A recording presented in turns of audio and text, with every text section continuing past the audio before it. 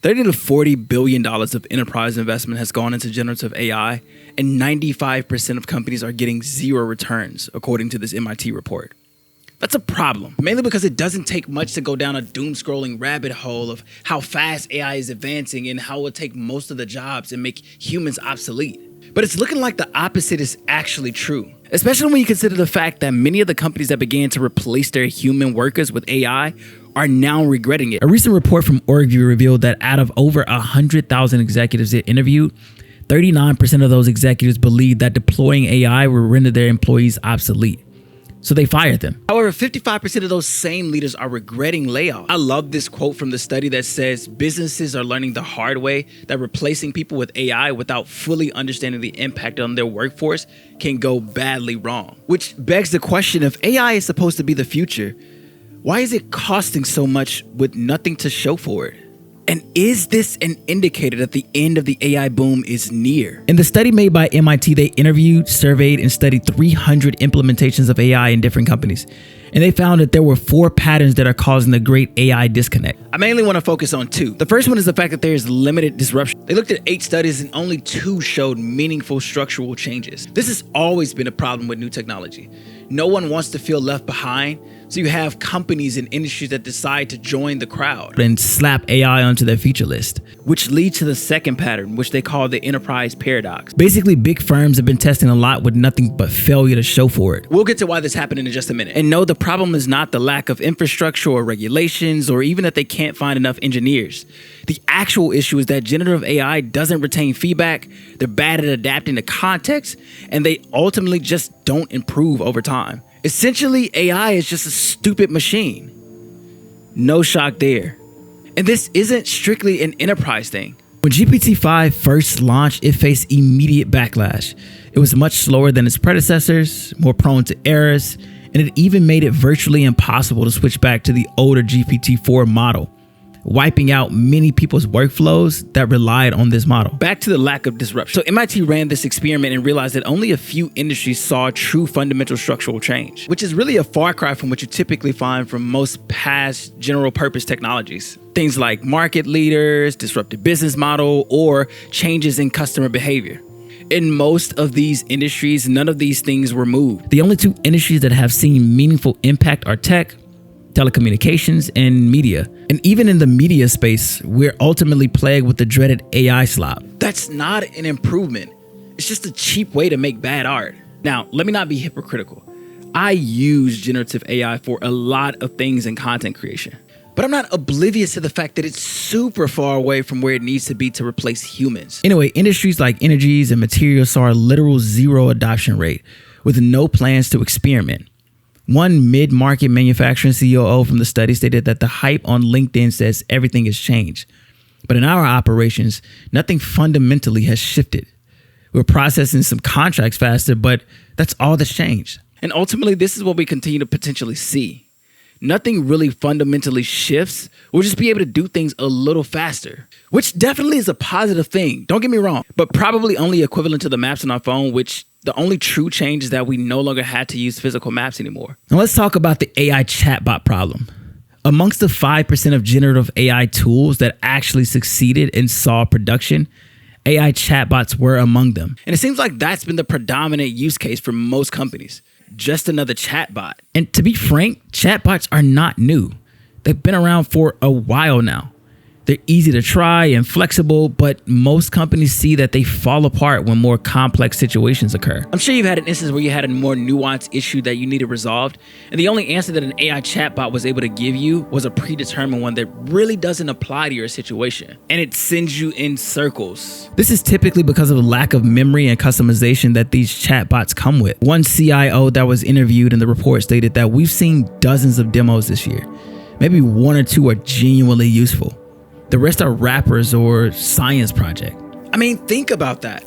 Most of those projects that are raking in billions of dollars are really just ChatGPT wrappers. And by the way, has anyone noticed that ChatGPT is just Google, but just personalized? Now let's break down some of the AI myths. The first one is that AI will take over jobs in the next 5 years. There's actually limited research to support this. I mean, minus the companies that have already been impacted by AI way before generative AI. Most executives don't see themselves going through massive layoffs in the next 5 years with generative AI. A lot of important fields like healthcare and energy are not expected to cut their labor forces anytime soon. Next myth that the study brought up was that AI is transforming businesses. Are people adopting it? Yes, but it's not transforming their businesses like they would lead you to believe. And even the companies that are adopting it are being known to pull back. But we'll touch on that later in the video. Now, there is what the report calls a shadow economy, which is basically employees using their own ChatGPT or Copilot accounts to do better work than the internal tools that their companies are providing. Which, yes, sounds like a win, but it leads to a huge problem that is getting a lot of attention amongst employees and companies. AI work slop. What's happening is that employees are using AI to create low effort work. Now, we know there's literally an AI slop apocalypse going on right now in the creative space. I mean, just look around YouTube. But even AI work slop is causing grief. It's typically because AI gives you a good enough response, just enough to make it seem sensible, but in the end, it's just bad. And if you're not paying attention, it'll literally just give you the wrong information. This is a problem because it shifts the work downstream. For example, you can create summaries of academic articles, but it'll be missing context, incomplete, or just missing crucial information. Now, passing off our work down to computers is not new. In 2008, The Atlantic published an article titled, "Is Google Making Us Stupid?" which takes on the same sentiment as the conversations we're having now. So this has always been an issue. As a matter of fact, cognitive offloading has always been a thing. As humans, we're always going to look for the path of least resistance. But with every new technology that helps us do this, the problem gets a little worse. According to a study from BetterUp, employees reported spending an average of 2 hours a day to resolve the issues broken by AI work slop. Based on participants' estimates of time spent as well as on their self-reported salary, we find that these work slop incidents carry an invisible tax of $186 per month. For an organization of 10,000 workers, given the estimated prevalence of work slop, which is 41%, this yields over $9 million per year in lost productivity. Organizations are losing millions trying to look cool, and because they're too prideful to just face the music.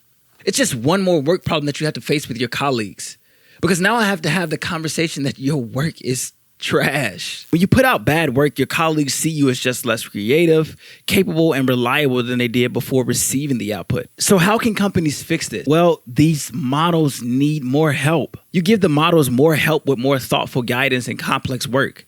AI work isn't a license to be negligent. Secondly, companies are going to have to employ more guidelines on what is expected when actually working with AI. Basically, you just can't leave AI on its own and expect it to know what it's doing, which is why companies are backpedaling on their decisions to cut their staff and replacing of AI. I'm sure we've all seen the TikToks of the disastrous AI drive-through orders from McDonald's and Taco Bell. McDonald's at one point tested 100 US restaurants with AI drive-through orders, with nothing really to show for it but a ton of failed orders and viral clips of a young woman repeatedly asking for caramel ice cream, but the machine kept adding stacks of butter to her order. They even recently switched from traditional hiring to Olivia, an AI hiring system, and they got hacked. And hackers had access to millions of job applicants' personal data. It's because you can't just bluntly eliminate human touch. It's like taking a pile of work off someone else's desk and dumping it onto another employee's desk. Even confidence in AI's ability to replace human workers also appears to be waning, with only 48% of leaders expecting job displacement. That's a decrease from 54% last year. At the beginning of 2022, Klarna, the growing fintech company, cut 700 employees because of the need to cut costs, deciding to replace them with AI. The company instantly regretted it, with the founder, Sebastian, and I don't even want to butcher his last name, stating that from a brand perspective, a company perspective, I just think it's so critical that you are clear to your customer that there will always be a human if you want. I'm actually glad that he owned up and faced the music, but there are so many that are still living in La La Land. Now, as Solomon said, let us conclude the whole of the matter. AI is probably going to get better. Then again, it may not. Either way, it's obvious that it's just not there yet. And that's okay. Most companies right now are just forcing themselves onto AI, and they're not actually AI companies, specifically companies that deal with people. There is no way you should outsource your human resource department to a machine. It just makes no sense. Because people are complex. Their needs are a mix of deeply rooted fears, the environments they were raised in, and many other complex desires. And there is no way that a machine could know these things and respond to them appropriately. Like McDonald's, what are you actually helping by swapping out machines for humans to take orders? Boosting profits? How about actually doing something useful like, I don't know, bringing back the dollar menu and being actually affordable again? That's the thing. Companies will go to the end of the earth to find shortcuts to boost profits and cut costs instead of doing the things that will probably do those things. Like, I don't know, make things better. And obviously the AI slop apocalypse is a tale of nobody wanting to be left looking like a dinosaur. But I think the drastic approach that everyone is taking is wrong. Instead of dumping AI on core parts of your business without actual proof that it will work, why not slowly ease into these things and see if it would ultimately make sense? Instead of focusing on top-line things that ultimately become fluff, find smaller use cases of AI in your process. Again, I use AI for a lot of things. I think it's an incredible technology, but I don't think it's the revolution that we're looking for. I think the next true innovations are in other industries, not tech. And if we continue to keep looking for the tech sector as the savior to all of our innovation problems, we're going to continue to end up in endless loops of failed science projects that cost us billions and trillions of dollars. There's still secrets out there to improve and push humanity forward. We just have to be willing to look left when everyone else is looking right. I hope you liked this video. Don't forget to subscribe. And by the way, AI did not write this. It was me. I love you all. And never forget, Jesus loves you. Peace.